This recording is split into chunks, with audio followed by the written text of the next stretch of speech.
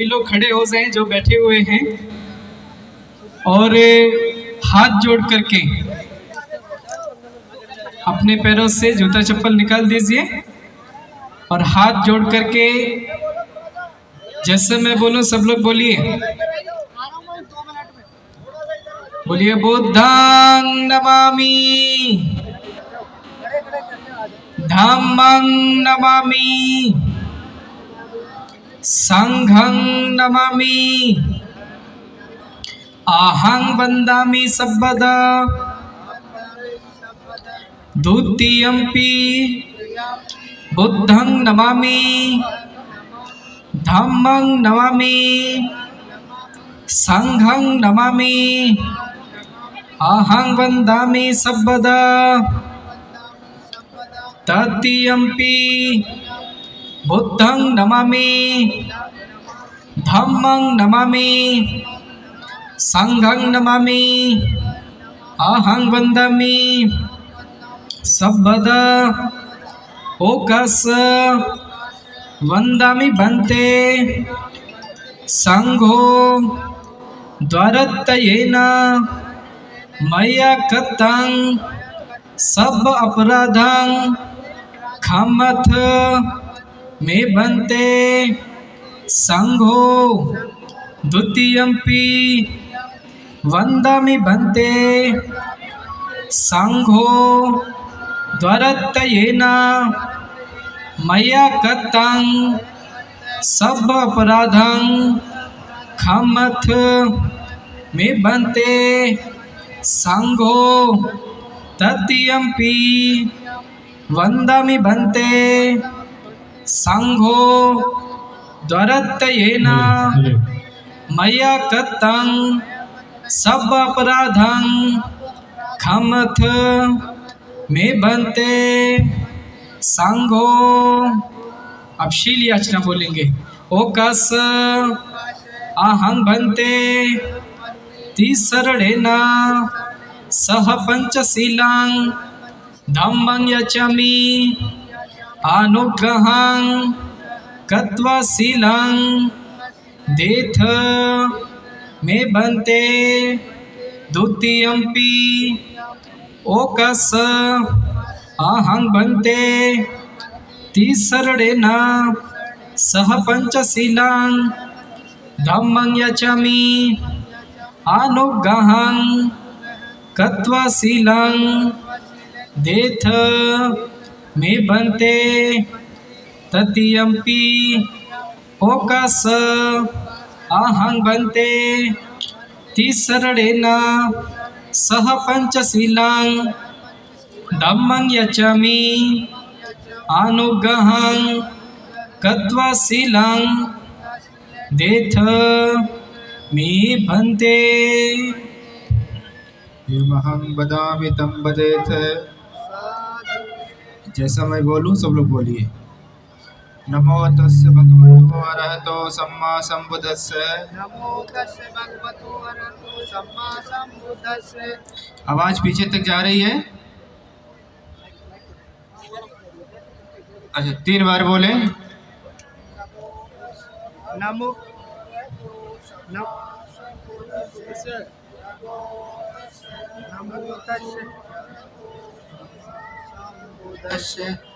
नमो तस्य भगवतो अरहतो सम्मा सम्बुद्धस्य। बिना माइक के बोलिए। बुद्धं शरणं गच्छामि।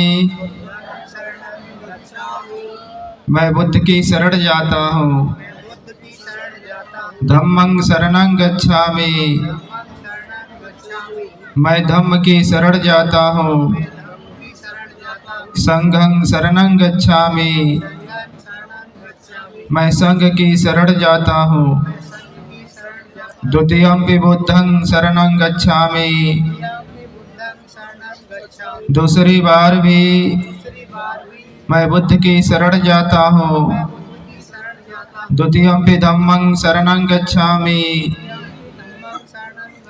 दूसरी बार भी मैं धम्म की शरण जाता हूँ।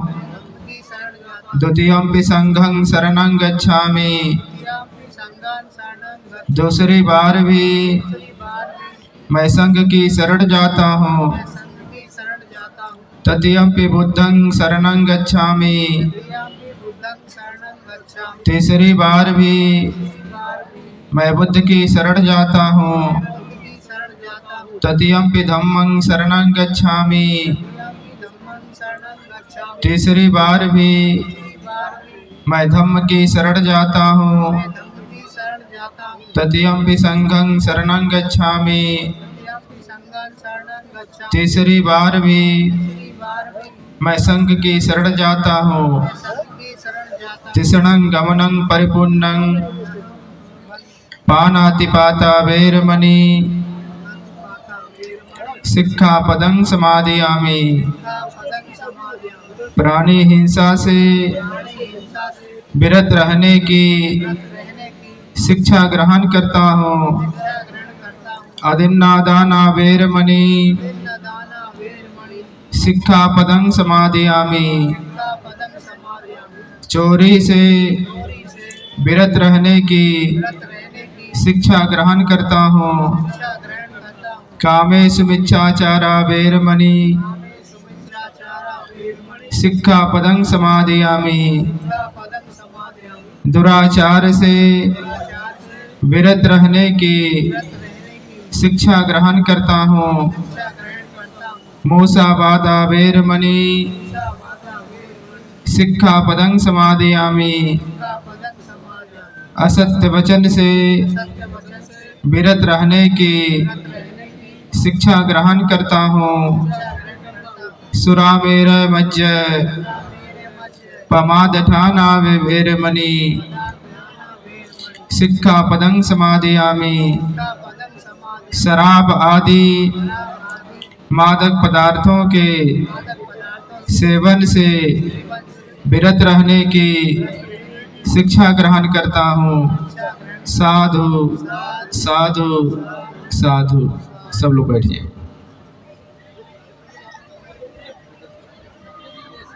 हुए थे सम्मेलन शुरू हुआ और जब दूसरे देश के प्रधानमंत्री राष्ट्रपति बोल रहे थे तो लोग बार बार बाबा साहब अम्बेडकर को देखते थे। उस सम्मेलन में नेहरू जी भी गए हुए थे, नेहरू जी को देखते थे। बाबा साहब और नेहरू जी को देख करके लोग दुख व्यक्त कर रहे थे। वो सारे वक्ता इन लोगों से कह रहे थे कि देखिए जिस देश में भगवान बुद्ध ने जन्म लिया उस देश के लोग भगवान बुद्ध को भूल गए हैं। वह लोग कह रहे थे कि देखिए जिस देश में भगवान बुद्ध ने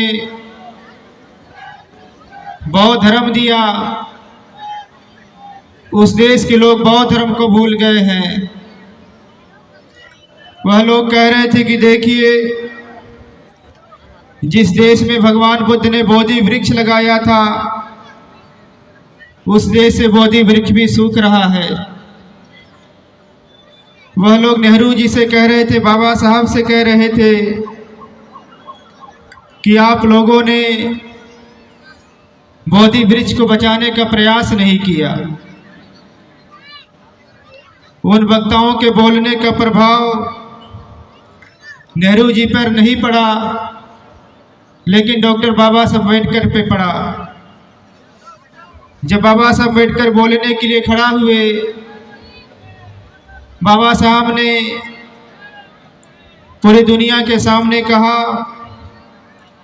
कि मैं ऐसा मानता हूँ कि जिस देश में भगवान बुद्ध ने जन्म लिया था उस देश के लोग भगवान बुद्ध को भूल गए हैं। बाबा साहब अम्बेडकर ने कहा कि मैं ऐसा मानता हूँ जिस देश में भगवान बुद्ध ने बौद्ध धर्म दिया था उस देश के लोग बौद्ध धर्म को भूल गए हैं। डॉक्टर बाबा साहब अम्बेडकर ने कहा कि मैं ऐसा मानता हूँ कि जिस देश में भगवान बुद्ध ने बोधि वृक्ष लगाया था वह बोधि वृक्ष भी सूख रहा है। बाबा साहब अम्बेडकर ने कहा, लेकिन संतोष की बात यह है कि भारत में बोधि वृक्ष पूरी तरीके से सूखा नहीं है। बाबा साहब अम्बेडकर ने कहा कि बोधि वृक्ष के कुछ पत्ते सूखे हैं, टहनियाँ सूखी हैं, अभी उसका जड़ हरी भरी है। बाबा साहब अम्बेडकर ने कहा कि अगर उन जड़ों पर पानी डाला जाए तो बोधि वृक्ष जीवित हो जाएगा, और जब बोधि वृक्ष जीवित हो जाएगा तो उसके पत्ते हरे भरे हो जाएंगे और फिर वह पुनः छाया देने का काम करेगा। डॉक्टर बाबा साहब अम्बेडकर ने कहा कि मैं आप सबको विश्वास दिलाता हूँ। डॉक्टर बाबा साहब अम्बेडकर ने कहा कि मैं आप सबके सामने संकल्प लेता हूँ, भारत वापस जाने के बाद अपने लाखों अनुयायियों के साथ भारत में बुद्ध धर्म का जो बोधि वृक्ष सूख रहा है उस पर पानी डालूंगा, उसे हरा भरा करूंगा। डॉक्टर बाबा साहब अम्बेडकर आए 14 अक्टूबर 1956 को नागपुर की पावन धरती पर अपने लाखों अनुयायियों के साथ बौद्ध धर्म की दीक्षा लिया और बौद्ध धर्म की दीक्षा लेकर के भारत से बोधि वृक्ष को पुनः जीवित कर दिया। आज मैं देश के विभिन्न राज्यों में जाता रहता हूँ और मैं देश के विभिन्न राज्यों को देख रहा हूँ। आज देश का कोई राज्य नहीं है जिस राज्य में बौद्धों की संख्या लगातार न बढ़ रही हो। आज देश का कोई मंडल नहीं है जिन मंडलों में हमारी संख्या न बढ़ रही हो। आज देश का कोई तहसील नहीं, जिला नहीं है जिस जिलों में हमारी संख्या न बढ़ रही हो। आज देश की कोई तहसील नहीं है जिन तहसीलों में हमारी संख्या न बढ़ रही हो। आज देश का कोई ब्लॉक नहीं है जिन ब्लॉकों में हमारी संख्या न बढ़ रही हो। आज देश का कोई ग्राम सभा नहीं है जिन ग्राम सभाओं में हमारी संख्या न बढ़ रही हो। आप राज्यों को छोड़ दीजिए, आप मंडलों को छोड़ दीजिए, आप जिलों को छोड़ दीजिए, तहसीलों को छोड़ दीजिए, आप ग्राम सभाओं को भी छोड़ दीजिए। अब देश का कोई गांव भी नहीं बचा है जिस गांव में बाबा साहब अम्बेडकर का अनुयायी बुद्धमय भारत का सपना न देख रहा हो। लगातार बड़े पैमाने पर देश में बाबा साहब अम्बेडकर के लाखों अनुयायी विभिन्न संगठनों के माध्यम से, व्यक्तिगत प्रयासों के माध्यम से भगवान बुद्ध के धर्म और संस्कृति को वापस करा रहे हैं। इसी प्रकार का एक कार्य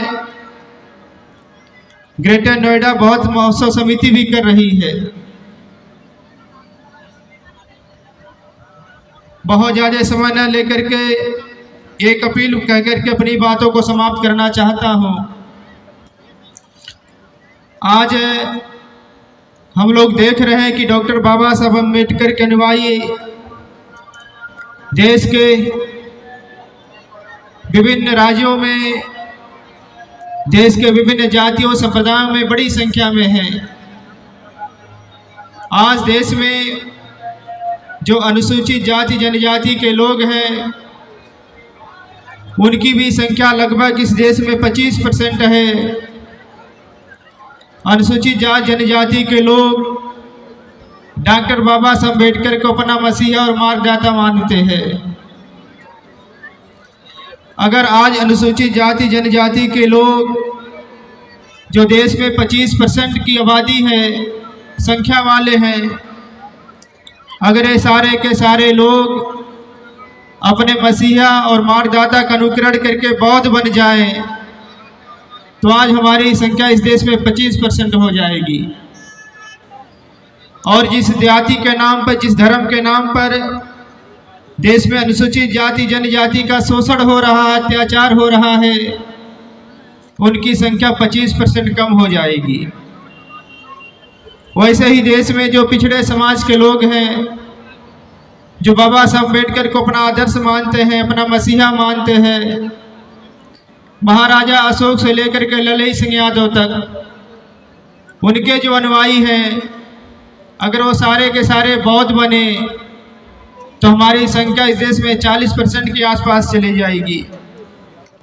अगर हम लोग इस देश में 40% हो जाएं तो जिस जाति और धर्म के नाम पर शोषण हो रहा, अत्याचार हो रहा है, जिस जाति और संप्रदाय ने, धर्म ने देश का बुरा हाल कर रखा है, उनकी संख्या 40% कम हो जाएगी। ऐसे ही सामान्य जातियों में जो लोग बाबा साहब अम्बेडकर को अपना मसीहा मानते हैं, मार्गदाता मानते हैं, उनको भी बौद्ध धर्म के तरफ आना चाहिए, उनको भी बौद्ध धर्म स्वीकार करना चाहिए। इसलिए मैं केवल एक बात कहना चाहता हूँ कि लड़ाई विचारधारा की है, और इस विचारधारा की लड़ाई में किसी भी जाति का व्यक्ति, किसी भी संप्रदाय का व्यक्ति अगर जातिवादी नहीं है तो हमको उसके साथ मैत्री स्थापित करना चाहिए, और हम लोगों को जाति विहीन समाज की स्थापना करनी चाहिए। विचारधारा की लड़ाई में अगर हमारा भाई हमारे विचारधारा से सहमत नहीं है तो हमारा भाई नहीं हो सकता है, और विचारधारा की लड़ाई में अगर किसी भी जाति का व्यक्ति हमारे विचारधारा से सहमत है तो हमारा भाई हो सकता है। मैं देख रहा हूँ यहाँ की महिलाओं की संख्या बहुत ज़्यादा है, और इधर सोशल मीडिया के माध्यम से मैं कई दिनों से देख रहा हूँ कि महिलाएं जन जागरण कर रही हैं, नाटकों के माध्यम से, गीतों के माध्यम से गांव-गांव जन जागरण कर रही हैं।